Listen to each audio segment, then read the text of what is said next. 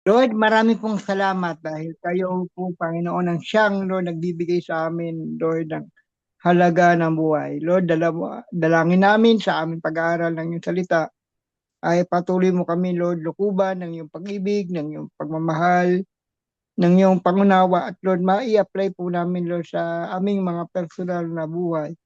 Kung ano, Lord, ang kahalaga, Lord, ng kapangyarihan, ng pagkabuhay na muli, Panginoon. Lord, maraming salamat po, Panginoon, sa iyong pag-ibig at pagmamahal. Balutan niyo po kami, Panginoon, ng iyong banal na dugo, Panginoon, at ingatan, Panginoon. Sa pangalan ni Jesus, Amen. Amen. Yan. Okay, ang topic natin for today ay the importance of, ano kuya lang ng ating tanan, the importance of Christ's resurrection sa ating buhay. Yan. Magano ba kahalaga ang resurrection? Pero maring mind kasi marami tayong kuro-kuro or pananaw kung bakit malaman na napaka-importante siguro naman natin. Marami na tayong narinig ng mga sermon or mga preaching kahit sa mga iba-ibang simbahan na kinabibilangan ng ating mga kamag-anak na hindi pa natin believer. Kumbaga, ito yung tinatawag natin napakahalaga na na isa sa mga major event ng Christianity sa buong mundo. Especially po when Christianity was preached by the apostle, especially the apostle Paul. Pero tignan natin yung background. Balikan natin yung background ng yung pagka panganak ni Jesus. Tignan natin dito sa next slide natin pagkapanganak ni Jesus. Tignan natin yung kabataan ni Jesus at yung kanyang siyempre kamatayan yan. Tignan natin. Basahin ni Kuya, tignan natin yung passage nito ng pinaka-main passage natin. Bakit ito yung pinaka-main passage natin? Kuya Lance, bakit po ito yung pinaka-main passage natin? The importance of resurrection. Ano yung pinaka-main text natin, Kuya Lance? Pakibasa po, Kuya Lance. Okay. So John 12:23 to 24. Jesus replied, "The hour has come for the Son of Man to be glorified. Very truly, I tell you, unless a kernel of wheat falls to the ground and dies, it remains only a single seed. But if it dies, it produces many seeds." Okay, ito yun. Kumbaga dito, ito na yung nagkakaroon na siya ng ng parang pinipredict na ng Panginoon ng kanyang ang kanyang pagkamatay, yung na malapit na siyang mamatay. Sabi dito, ito yung tamang panahon na ang anak ng tao, yung anak ng tao si Jesus po yun kasi siya ang anak ng tao. Siya yung tinutukoy na ito yung anak ng tao na i-glorify yung pangalan mo. To be glorified o itataas ang kanyang pangalan na itataas. Bakit? Bakit sinabi niya ito? Kasi ang katotohanan nito ay maliban ang isang butil ng isang kernel, hindi ko alam kung ano ibig sabihin, o ng isang wheat o yung trigo. Ayun, ang tamang sa Tagalog is wheat o wheat seed or wheat, parang tinatawag natin wheat bread, ay mapunta sa ground or maibaon. Hindi mananatili, ito'y mananatiling isang trigo lamang. Pero pag ito ay nalibing o tinanim or kaya mamatay, magpo-produce to ng maraming bunga or maraming trigo pa. Ibig sabihin nito, ang kamatayan ni Jesus na binigay niya sa atin, mahigit 2,000 taon na ang nakakaraan, ay napakahalaga. Because maraming buhay at nagkaroon ng maraming pag-asa ang bawat Kristiyano na hindi lamang tayo nabubuhay dito sa lupa, kundi sa langit. Kagaya nga ng awitin ko, dahil sa pag-ibig ni Jesus na ating naramdaman na namatay siya sa krus, ang buhay natin kay may kaganapan, di man kagalingan. Mayroon naman pag-asa sa kalangitan. Pero tignan, dahil ito yung pinaka-climax, yung resurrection, titignan natin kung ano ang kahalagaan bago magkaroon ng resurrection. Dapat tignan din natin ang kahalagahan ng pagkapanganak ni Jesus. O kaya, tignan natin yung pagkapanganak ni Jesus, Kuya Lance. Next slide tayo, Kuya Lance. There's, kumaga 3 stage yung pinagdadaanan niya ng Panginoon. Nandito siya sa lupa, is unang-una, yung 3 stage na to is yung birth of Christ, yung kanyang pa-earthly childhood dito sa lupa, at ang kanyang pagkamatay. Kumbaga, magpo-focus tayo dito sa number 3. Magpo-focus tayo dito sa death and resurrection. Pero babalikan natin yung background ng birth of Christ at ng childhood, And then, Kuya Lance, tingnan natin yung birth of Christ. Ano yung first stage niyan? Kuya Lance, pakibasa po uli. Hey, bro. So Isaiah 7:14, therefore the Lord himself will give you a sign. The virgin will conceive and give birth to a son, and will call him Emmanuel. Okay. Makikita rin natin yan, yung ganyan. Ayan po sa Isaiah 7:14 ay prophecy po yan na inispoken ni Prophet Isaiah at na-fulfill po yan during in the book of Matthew. Kaya nagkaroon tayo ng unang Pasko. Yan, alam na natin yan, kaya sineselebrate natin ng Pasko. Pero ang second stage natin dito yung yung si Jesus ay nasa temple during the Passover, he was 12 years old. Ito yung second stage. Balikan natin, next slide tayo, Kuya Lance.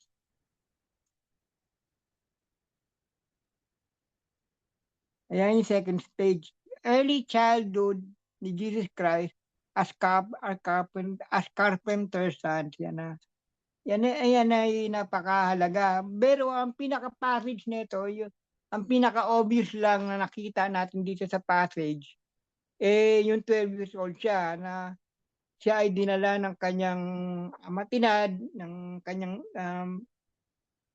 dito sa lupa, earthly father, earthly parents, earthly mother, nang he was 12 years old sa temple. Yan. Diyan natin makikita yung 12 years old. And maliban doon, nagpakita na ang Panginoon ng kanyang ministry. He was 30 years old. Saan natin makikita na yung early childhood ni Jesus Christ as carpenter's son? Next slide tayo, kapatid. Saan natin makikita natin dito yung ni Jesus Christ. Sabi dito, every year Jesus parents, which means Mary and Joseph, kasi sila yung earthly parents dito ni Jesus sa Jerusalem. Kumbaga, they celebrate the Passover. Every year nagkakaroon ng Passover ang Jew, especially when he came up to Egypt. Sa Exodus natin makikita yan. But when he was 12 years old, kumbaga magbibinata na dito si Jesus Christ, they went to festival. According to the custom, after the festival was over, while parents was returning home, the boy Jesus, kumaga boy, ibig sabihin, mga teenager yan, 12 years old nakalagay the boy Jesus stay behind Jerusalem. They were unaware of it, thinking that thinking there was in company. Kumaga, akala ng bawat nanay at tatay ni Joseph, kasama nila si Jesus. Kaya yun ang natin. But ito dito, thinking there was a company, they traveled for a day. Kumaga, remember, I don't know kung gaano kalayo ang Jerusalem dun sa Bethlehem o sa Nazareth. Jesus was born in Bethlehem, but during nang bumalik sila from Egypt, pumunta sila sa Nazareth. May background tayo dito. And then, saka lang nila nalaman na wala pala si Jesus sa kanila. Kasi akala ko kumaga magkukuwentuhan, akala ko ba kasama mo si Jesus, akala ko rin kasama mo si Jesus, eh. Nagtatalo sila ng mag-ano, nila Mary ni Joseph, parang gano'n yung senaryo. Naghanap sila sa mga kamag-anak, kaibigan, hangga't sa ano na dati dito, pumunta sila dun sa kanilang mga relative at wala dun si Jesus Christ. Wala din yun dun si Jesus Christ. Next slide tayo please. Yun, tinatagalog ko lang po siya. Sabi dito, hindi nila nakita at bumalik sila sa Jerusalem. At pagkalipas ng 3 araw, biruin mo, during that time wala pang social media, 3 araw, gaano kaya nakaka-stress yun? Hinahanap mo yung anak mo ng 3 araw, tulurong-tuluro ka na hinahanap mo yung at doon nila natagpuan sa temple. And then, yung mga magulang mo, alalang-alala, tapos kakausapin ka ng nanay mo, sasabihin sa'yo, uy, matagal ka namin hinahanap, dito ka lang pala.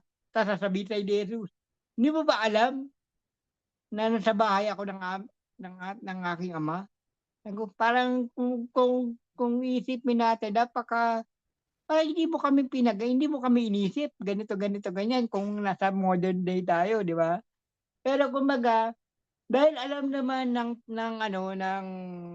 ni Mary at ni Joseph na si Jesus talaga ang Messiah. Alam nila 'yan kasi alam niya bakit na nasabing alam, because Joseph and Mary was visited by the angel through Gabriel. Binisita ni Gabriel si Mary na iko-conceive niya ang anak ng Diyos sa pamamagitan ng Holy Spirit, and Joseph was visited through dream na wag i-ano yung kanyang marriage kay Mary, because siya ay nagkaroon ng conception to the Holy Spirit, and because of this is God's will and divine encounter with God, alam ni Mary at ni Joseph na si Jesus ang Messiah. Kaya yun sagutin ng Panginoon, he was 12 years old, ang kanyang mga magulang, parang binaliwala na nila, hindi nila pinagalitan, siguro meron ganon. Pero ang importante dito, after the consent na ganyan mangyayari, wala nang documentation kung after 12 years old na written story. Ito na hindi na nakita yung child, yung pagbibinata, yung pag-ano. Pero especially, isipin natin, ito yung dito. He was given birth ng pinanganak si Jesus Christ. Kita natin yung pagkapanganak, nasabsaban, bla bla bla, and then pumunta sila sa Egypt because of the dream na wag nang kasi nga, 'di ba? And then bumalik sila after the death of Herod. May history tayo ng konti dito. At makikita natin dito na nagpakita uli ang Panginoon ng kanyang documentation. He was 12 years old and after doon silent. Ngayon, dito natin makikita na talagang namuhay si Jesus mula ng pagkapanganak hanggang 33 years old. 33 and a half years na namuhay dito si Jesus when he was, hanggang sa siya'y namatay sa krus ng Kalbaryo at nabuhay. At tignan natin dito, maliban dito, namuhay na si Jesus ng normal. He was a carpenter's son. Nakita natin dito na napakahalaga ng kahit silent ang Bible dito regarding sa binata at lahat. Pero makikita na they are, as a Jew, makita natin dito na they are very obedient to the law, they are obedient to all the observant of the law. As a Jewish culture, talaga makikita natin na namuhay ng pangkaraniwang tao si Jesus sa atin. Ngayon na napakahalaga. Paano ko ba makikita yung kahalagaan dito ng Panginoon? Si Jesus ay nagkatawang tao sa pamamagitan ng pagiging sanggol na pinanganak kay Maria at namuhay ng tao na pangkaraniwan, namuhay, nakipaglaro, nagtrabaho, hanggang sa tawagin siya ng Panginoon ng siya ay 30 years old. Ang first documentation, he was public in the ministry ay after na mabaptize ni John the Baptist si Jesus Christ. At doon ang nagsimula ang public ministry. Get na natin yon. Ito yung 3 stage ng ng buhay ng Panginoon, yung birth and childhood ni Jesus Christ as carpenter. And then pupunta na tayo sa 3rd stage. Ano yung 3rd stage natin? Next slides natin, kapatid. Yan. The death of Jesus Christ and resurrection. Ito ngayon. Napakahalaga niya to, yung the resurrection. Ngayon, si Jesus ay namatay. Alam na natin yan. Last week, we celebrate the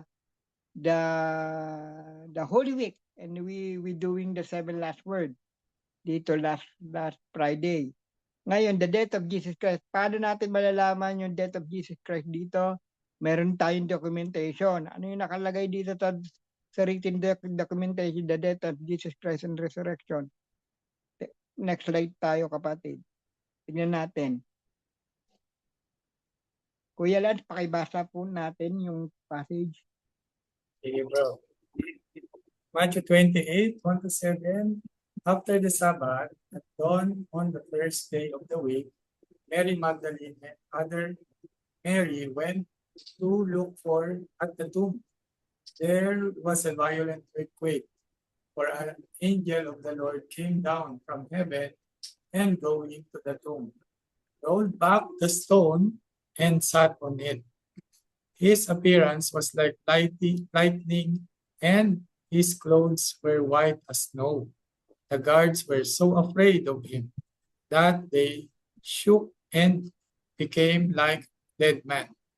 Tuloy ko ba sa next slide o dito muna? Sige, tuloy natin, kuya. Okay.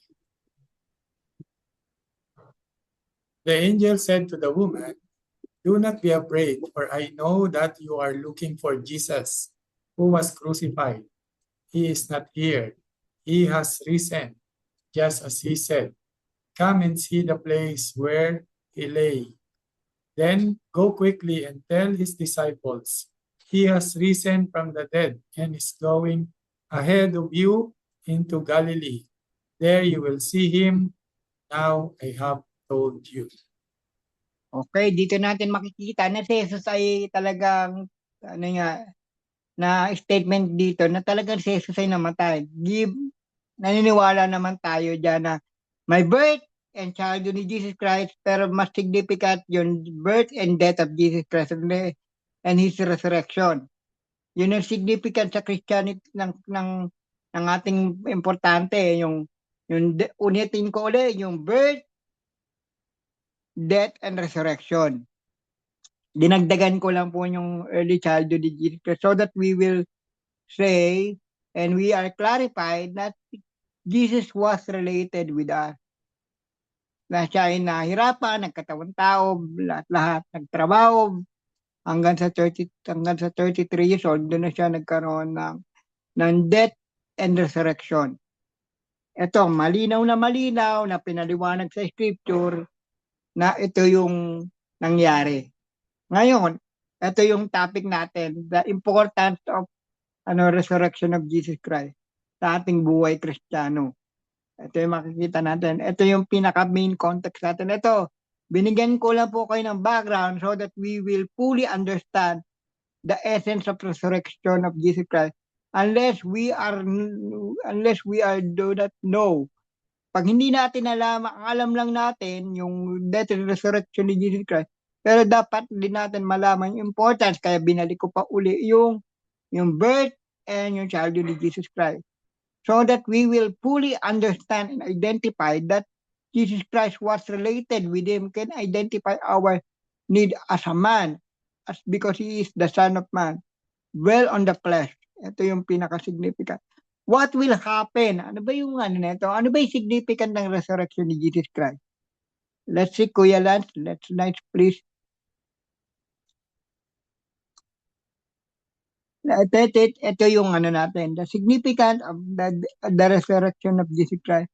For those who believe and follow, tandaan natin, tandaan natin, when Jesus was risen from the dead, binigyan na tayo ng buhay na walang hanggan ng Panginoon. Pero ang kondisyon na yan, kung ikaw ay maniniwala at susunod.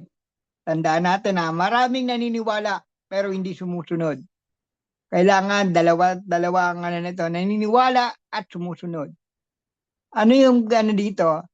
Ano yung maraming benefits Maraming benefit yung pagkabuhay ng Panginoong Yesus muli Pero nagbigay ako dito ng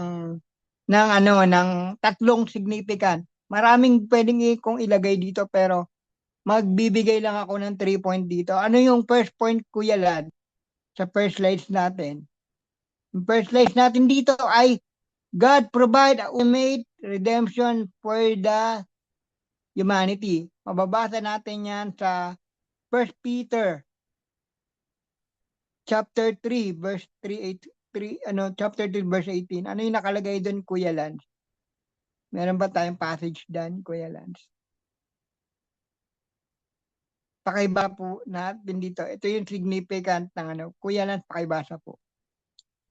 1 Peter 3:18, for Christ also suffered once for sins, the righteous for the unrighteous, to bring you to God. He was put to death in the body, but made alive in the spirit.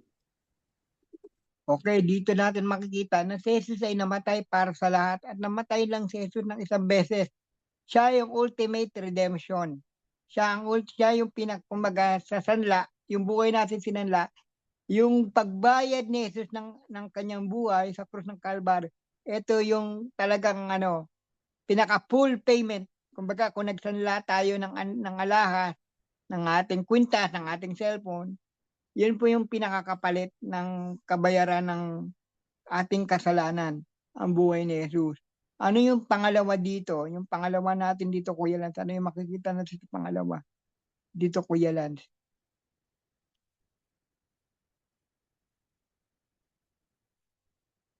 Ayan. God restore our relationship that broken through Adam. Tandaan natin si Jesus Christ was the second Adam. But yung first Adam natin, sa Adam and Eve na nag-fall dun sa temptation na was eating the fruit of the tree of the knowledge good and evil.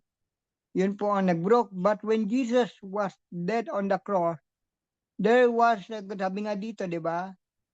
For there's only one God and one mediator between mankind. This is Jesus Christ. Paano naging mediator dito si Jesus Christ? Jesus Christ was put to death. Tandaan natin, in the book of Hebrews, Jesus is also in the passage in the book of Hebrews, Jesus was our greatest high priest, higher than Aaron. Ngayon, because Jesus, kagaya nga ng sinabi sa 1 Peter 3:18, Jesus was the ultimate sacrifice for our sin.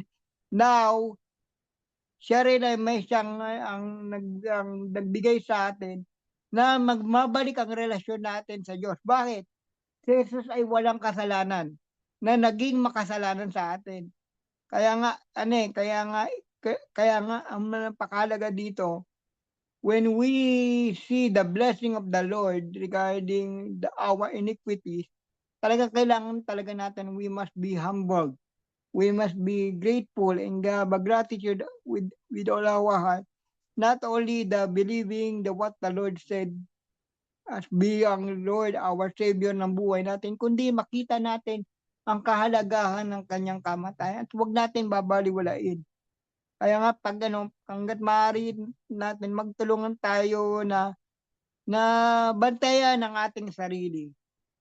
Magpatama, kung meron nagko-correct sa atin, magpa-correct tayo. Kung hindi natin nalalaman na may mali pala tayo, meron tayong mga brothers. Oy, brothers, mali na pala yung ginagawa natin. Mali na pala yung ganito mga pananaw natin. At minsan, kasi kung hindi natin mapapabayaan ang ating sarili at kung mapapabayaan natin ang sarili natin at hindi tayo magpapakorek, nababaliwala ang kamatayan ng Panginoong Hesus because hindi rin tayo nagpapasakop. Remember,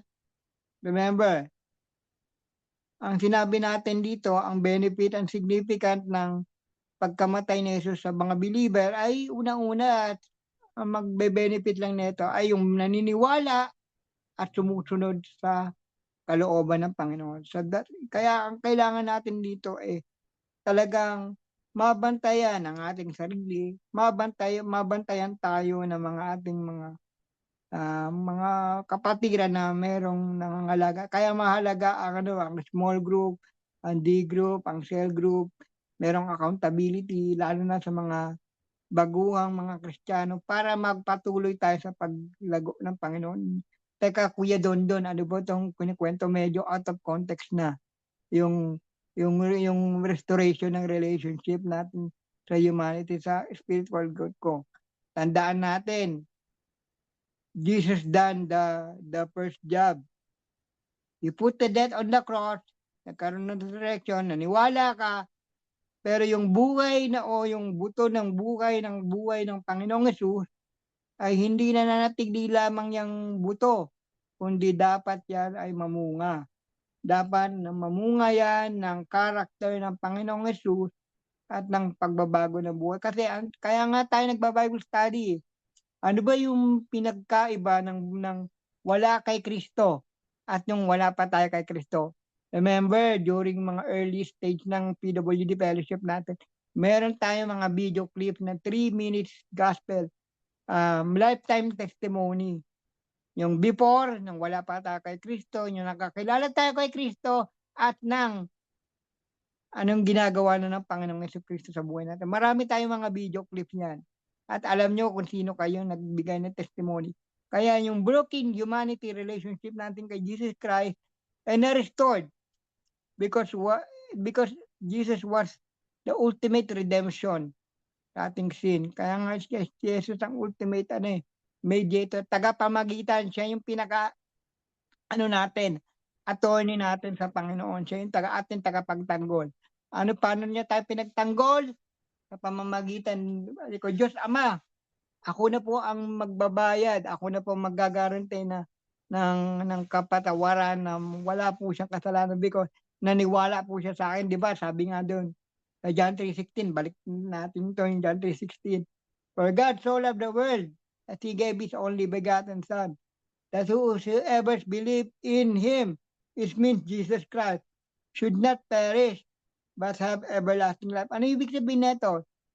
God restore your relationship, our personal relationship to God because Jesus gave us the ultimate redemption through His death. And through His resurrection, makikita natin na He restored our relationship with Him because sa Bible, Jesus is the way, the truth, and the life. No one comes to the Father except through Jesus. Kaya when we always pray, we always say in Jesus' name.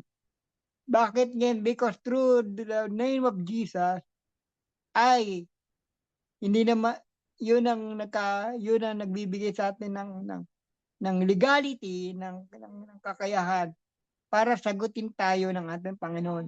Because babalikan natin dito, only in Jesus we use His name because He restore our relationship. Yan po ang ating ngayon. And ang third slide natin, kapatid, ay ito. What happened to Jesus will be also happen to us. Ano ibig sabihin nito, Kuya Dondon? Mamamatay ba ako katulad ni Jesus? At kung ano yung ginawa kay Jesus, mabubuhay? Yes, namatay tayo sa kasalanan. Patay tayo sa kasalanan. At kung hindi dumating si Jesus, patay talaga tayo at pupunta tayo sa impyerno. Malinaw na malinaw yan. Pero when we become a believer of Jesus Christ, na-realize natin na kailangan ko ng tagapagligtas at ako yung makasalanan. Ngayon, binayaran na ni Jesus, which means patay ka na sa kasalanan. Kaya nga sa Galatians 2:20, hindi na ako nabubuhay sa aking sarili, kundi nabubuhay na kundi si Kristo. Kailangan patuloy natin isuko ang ating buhay kay Jesus. Kumbaga, patayin natin ang dati nating sarili. Baka ma-misinterpret ako dito. Kailangan lagi tayong mamatay sa ating sarili sa pamamagitan ng pagsuko ng ating mga weakness, ng ating mga kasalanan kay Jesus, kasi araw-araw po yan. Ngayon, ano yung makikita, anong mangyayari dito? Namatay si Jesus, napatay tayo kasama ni Jesus. At ano yung mangyayari pag ang mga tao ay pag may namatay, siyempre alam natin yung merong nabubuhay. Kaya hindi tayo, kaya nga pag may taong namamatay o nawalan tayo ng kaibigan, mayroon kami na pag-usapan kanina ni Ate Melissa at ni Kuya Lad. May pinag-pray ako, Kuya Dodod, na may cancer, pero kinuha ni Lord, pero di bali naman kasi nasa heaven na siya.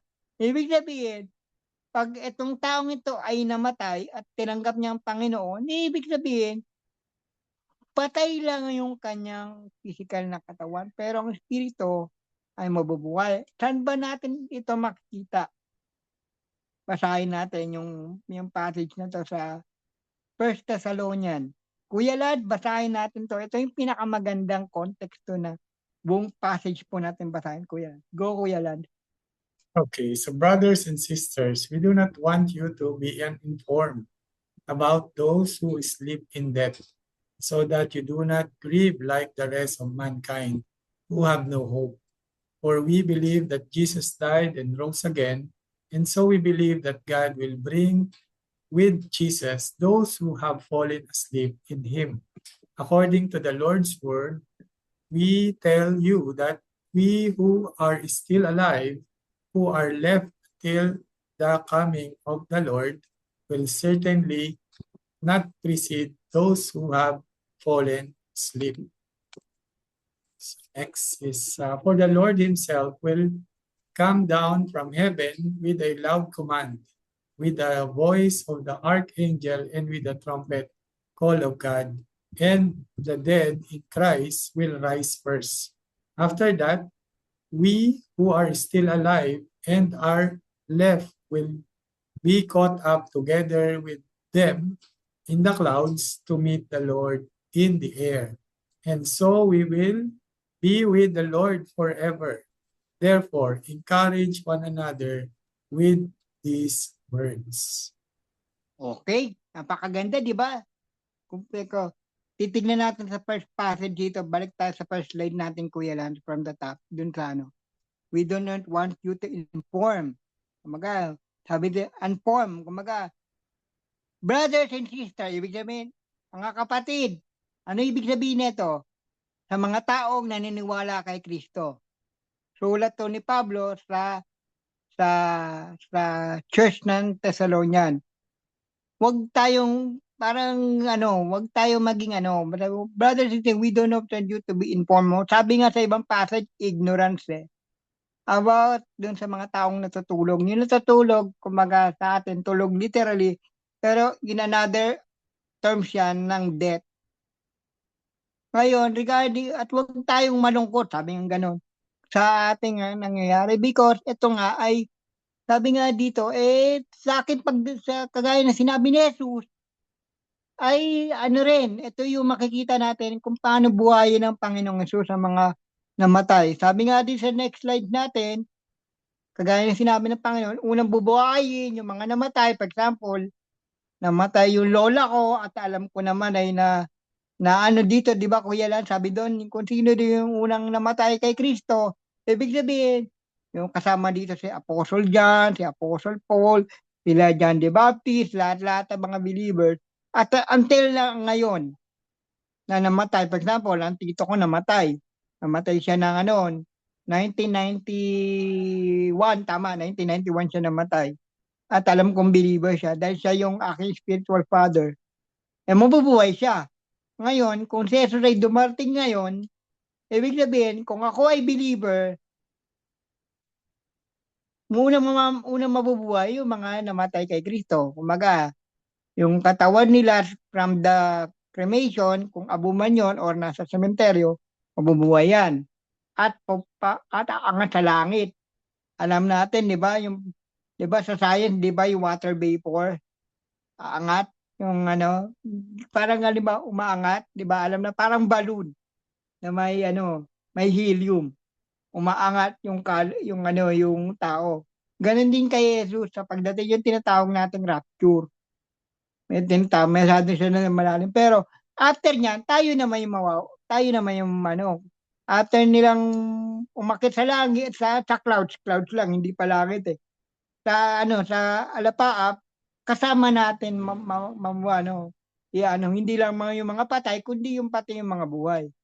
Kaya nga, kaya nga sabi nga dito ni ba, Apostle Pablo, sabi dito ay, sabi dito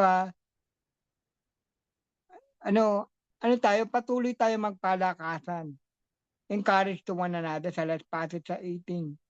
Encourage tayo natin dito na ang buhay natin dito sa lupain temporal.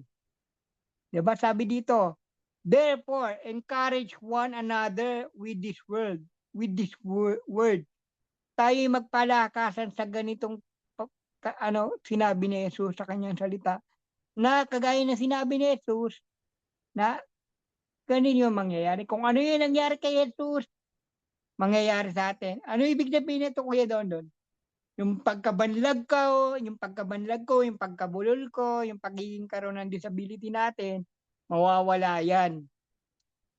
Ibig sabihin, patuloy tayong maglakad sa kalooban ng Panginoon at sundin ang kanyang nais at patuloy din tayong dumalo ng ganitong gawain. Bakit mahalaga to? Kasi tayo ay merong matututunan sa bawat isa. Ako, meron din ako natututunan sa inyo. Alam nyo ba yung mga pag-attend nyo dito sa mga ganitong gawain pag may meron tayong pinagdadaanan nakaka-encourage. Sabi nga ng ating kapatid kanina, Kuya Don, yung nami-miss ko sa'yo, yung mga pick-up line ng mga simpleng joke yan. Pero nakakatuwa, di ba? At least napapatawa natin yung mga kapatiran, natutuwa tayo sa mga kapatiran, lalo na yung mga hindi natin nakikita. Kasi kumbaga, ang mahalaga dito, nagpapalakasan tayo sa isa't isa. Kumbaga, kung ang ating personal na pagdalo dito ay nagpapalakas ng ating kalooban, uy, nakita ko ulit si brother, nakita ko ulit si sister. How about kaya sa statement dito, ng Panginoon dito, nang magpalakasan tayo sa pagdating ng Panginoong Yesus na hindi tayo panandalian lang dito, kundi kasama tayo ni Jesus. Kaya, huwag tayong magbubulihanan sa ating pinagdadaanan. Yes, mahalaga ang death and resurrection. Mahalaga yan sa atin, hindi lang sa spiritual. Pero ito rin ang katapusan ng ating physical na disability, suffering, lahat-lahat.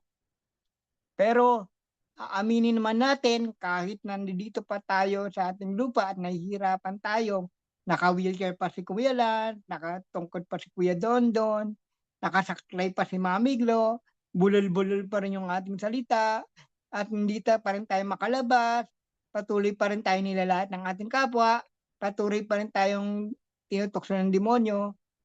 Importante dito sama-sama tayo, tulong-tulong tayo, magpalakasan tayo, hindi lang dahil malapit na dumating ang Panginoon, kundi magpalakasan tayo na ituloy ang laban, ituloy ang ating pakikibaka at ating paglakad sa ating buhay Kristiyano. At hindi po ito madali. Tandaan natin, Jesus was lived 33.5 years at marami siyang pinagdaanan dito sa ating mundo na alam natin nakarelate siya sa atin. Maaaring siguro, hindi pangkaraniwan kasi ang buhay ni Jesus Kung pangkaraniwan ang buhay ni Jesus, katulad natin na wala siyang divine purpose, siguro, nagkaroon din siya ng pamilya or ganun talaga. Kung pangkaraniwan yung isang tao, pero hindi. Jesus was here on earth as a divine ultimate purpose. Ulitin ko Jesus was here on earth for fully assigned for the redemption of our life, redemption from our iniquities, so that we can able to communicate with God and restore our relationship with Him through by His death and by His name and through His name. we are able to say to our God, Abba Father. Kaya ang death and resurrection ni Jesus Christ ay mahalaga, at yung pamumuhay ng Panginoong Hesus during kanyang kapanganakan hanggang sa kanyang pagkabuhay na muli ay hindi dapat baliwalain, at bagkus ito ay patuloy natin bigyan ng halaga, importansya, at ipahayag ang pag-ibig ng Diyos. Ang kamatayan ng Panginoong Hesus ay napakahalaga, kaya dapat natin ibahagi ito sa kanila, because darating ang panahon, makakapiling, makakasama natin habang buhay magpakilala ng Panginoon. Halika't manalangin tayo. Panginoong Hesus, maraming salamat. Dahil sa kamatayan ng inyong anak na si Jesus, kami, Lord, ay iyong na-restore ang aming relasyon sa iyo. Pangalawa, Lord, nagkaroon kami, Lord, ng ultimate redemption ng aming kasalanan, na ikaw ang talagang perpektong kabayaran ng aming kasalanan. Pangatlo, Lord, ang aming, Lord, relasyon sa iyo ay hindi lamang, Lord, dito sa lupa, kundi, Lord, sa langit. Kaya Panginoong Hesus, kahit kami, Lord, ay nagkakaroon ng iba't ibang uri ng karamdaman, kapansanan, at, Lord, kasakitan, alam namin, Lord, na hindi mo kami iiwan, hindi mo kami pababayaan, at kami pagagalingin nyo sa aming karamdaman. Hindi man dito, Lord, sa lupa, kundi, Lord, mabalik, Lord, ang aming relasyon sa iyo at patungo, Lord, sa langit. Marami pong salamat sa iyong kamatayan, sa iyong pagkabuhay sa krus. At yung, Lord, ang iyong pagkabuhay sa krus ay siyang talagang ultimate namin pag-asa. At salamat, Lord, sa iyong salita na patuloy mo kami binabago at patuloy mo po kami babaguhin. At humihingi kami, Lord, ng kapatawaran. Kung minsan, Lord, ay we ignore kung bakit, Lord, hindi namin, Lord, binibigyan ng halaga ang ganitong klaseng katuruan. Pero, Lord, ito po na, Lord, ay mahalaga dahil, Lord, ito yung ultimate na purpose kung bakit, Lord, kami naririto ngayon. Sa pangalan po ni Jesus, Amen. Back to you, Kuya Lance. Amen. So, Amen. picture po muna Thank tayo. you, Bro Dondon. Thank you, Bro Dondo. Yes, thank you. Picture po muna tayo bago tayo Brother Don. Thank you, Brother Dondo. Yes. Okay, so open your camera. Dun po sa mga pwedeng mag-open. Dun po sa hindi, okay na po. Okay.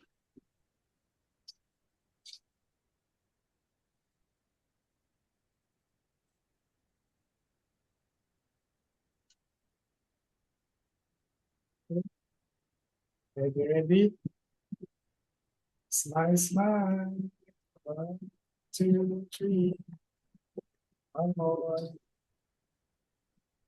And praise God. Thank you po. And so start ko na rin po yung Kuya Rad,